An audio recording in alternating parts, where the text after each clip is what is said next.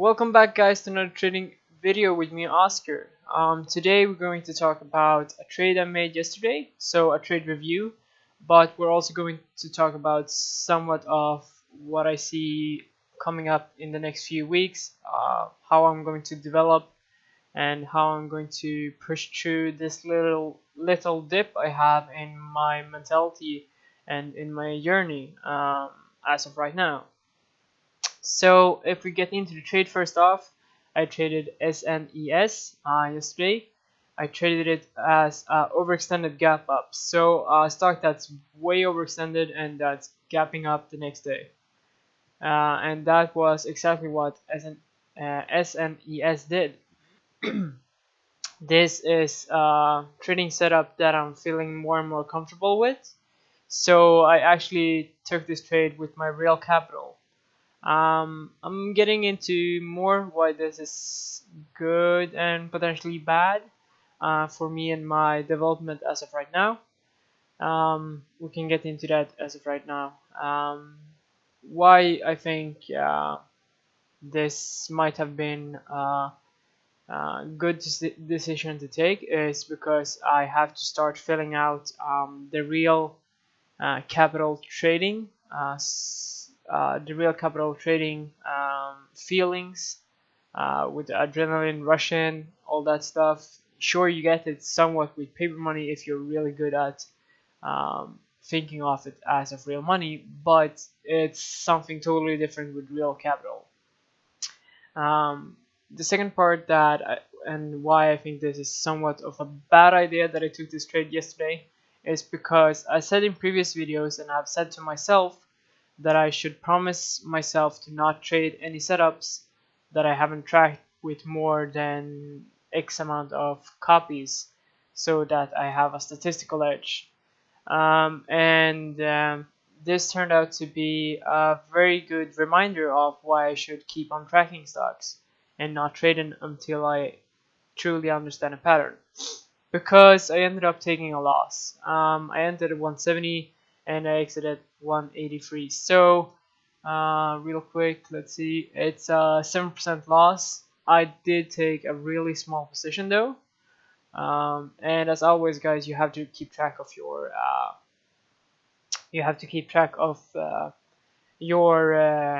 your trades. So I'm totally down off the commissions around $100. So yeah, it sucks, but it's not the end of the world. This can be flipped in one trade as I get more comfortable, so I'm not totally like demolished about this trade. But some key lessons that we can take off from this, because as always, guys, a lost trade is only a loss, like mental loss as well, if you don't learn anything from it. But I've been really good at learning stuff from my losses. So what can we learn from this loss? There are like two main points, or three main points maybe. I've done a physical checklist that I'm always have on my desk so that I am forced to fill it in. Which has helped me a lot with this last trade, or these last trades that I've made. I'll put it up on the screen so that you get a feel for what I'm looking for. Just give me 1 sec and I'll find it for you. But what it basically is that it's forcing me to be meticulous. So it forces me to check out the SEC filings. So SEC filings, I want to see how many shares outstanding. I want to see if the company is bleeding cash, to see if they're potentially going to do a finance. I want to see if they're warrants, etc., etc. You see on the screen, it's very basic stuff, but it's really core stuff that you have to be intact with to make a good decision. So as I check this in pre-market, even you can't check it as the market over. Of course, you have to be prepared. I saw that, okay, it was warrants. There was like 5.5 million warrants at 1.5. So $1.5, and I don't think it's a coincidence that the stock stuffed several times in this area. So my first thinking process, or my first idea that snapped or that came to me, was that okay, I should probably short some in here because it's getting stuffed all the time. But I'm also aware of that pre-market trading is really sketchy because the stock can pretend to be weak. As you can see, it's still up a lot. If we pull up the day before, like after hours, it grinded up very uh, it grinded up at least, I don't know, 10% maybe. So it was up a lot. Uh, I don't mean that this was weak, but as it stuffed several times, it was somewhat of a trap for the shorts, especially those who had watched and looked into the warrants. And I'm not so experienced, but I've seen before at least that stocks can twist so fast in pre-market trading. Therefore, I was a bit more careful, so I didn't take my real position in here. I played some paper money, and then I just cut it as it broke above 150 or 160. But my real entries and exits was up here. Mm, Due to the fact that within the big picture of overextended gap ups, there are mainly two patterns. One pattern where it's pushing up and it stuffs and it has a big drop. Let me just pull up some pictures. This is going to be a picture showing recap. So top action. So there are mainly, at least in my opinion, two patterns within this pattern. So we either have this quick push and this big drop, and potentially a big rebound. We have this somewhat gradual push, and then a drop, and then a small bounce, and then a big drop. So big push, big drop. Big push, big drop, small bounce. So this is a really good example. So it has a gradual push, and then has a small drop and a small hold. So it holds up, and then it's a big drop. So that was my thinking process with this pattern or this price action that SNES had. And therefore, as it bounced up here, it stuffed like 2 times, and then I said, oh shoot, I gotta miss this. So I put in a limit order to short at 170, and it did rebound. I was super happy that I filled into strength. Plus points for me there.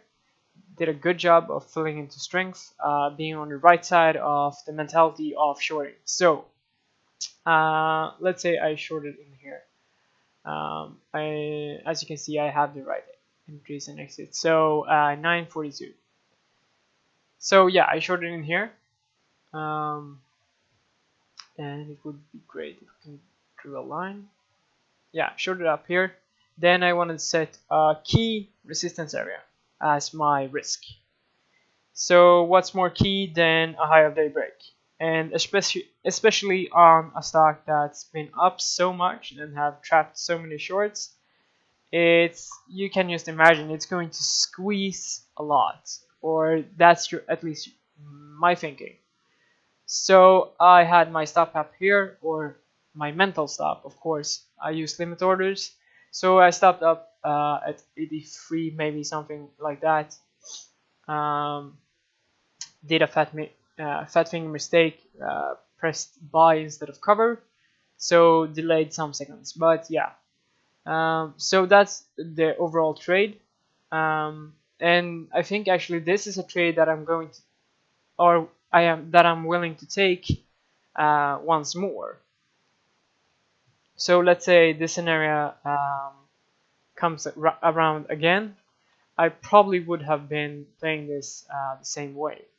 But something that we should talk about, or something that um, that I'm seeing, or I'm seeing it with two examples. So I'll start with major volume, like SNS, SNES, like it's major volume, it's outrageous, and that's up a lot.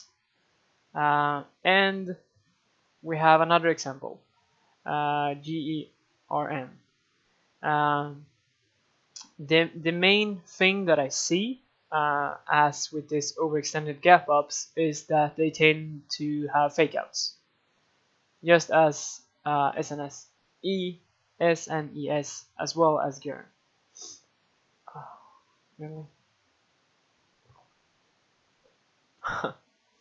Nice. Yeah. So what I wanna say about with this is simply that I have to do some more tracking and to get a better feel of what patterns there is within the pattern, so to say. The third thing I want to talk about, or the second thing, I don't really have uh, track of how many things I've been talking about, but also, as I said, I would have taken this again, but probably in the future I'm going to cut it quicker, because as if we had looked into the pictures, you'll see that those who hold up and then crack, they do just that. So they hold up and then they crack, like not immediately, but they crack. They don't have a higher high. They don't have a higher test from the previous. So in the future I'm probably going to cut these trades faster, because then I have a better feel for what's normal and what I can expect from the trades. So a lesson right there is to have a better feeling for how the trade should play out and cut it as it doesn't do that. So main lessons is probably from this trade and how I'm going to push through these couple of weeks is that I'm going to focus in more on paper trading once again, because I'm not feeling comfortable enough with the patterns as of right now. I haven't done tracking, so that I don't have any statistics to lay back on, so I'm not super comfortable as of right now. So I'll be paper trading to get a bit more feel for stuff like, okay, when is the trade not going the way that I planned, things like that. So in a couple of weeks, I'm probably going to paper trade more. I'm going to do my best, or I'm promising myself that I'm not going to trade with real capital until I have tracked at least what I said, 60 examples of the setup. So yeah, quick recap, and I just gotta remind myself to keep on fighting. I'm in a bit of a dip in my journey as of right now. Not as fun, of course, but yeah, I just have to keep pushing myself forward and remember to myself that the average person would be giving up as of right now. So I have to push through to become better, faster, stronger, smarter, you know. So yeah, thanks, guys. Thanks, guys. Hopefully you learned something. Hopefully this is going to be helpful for you in the future. Peace.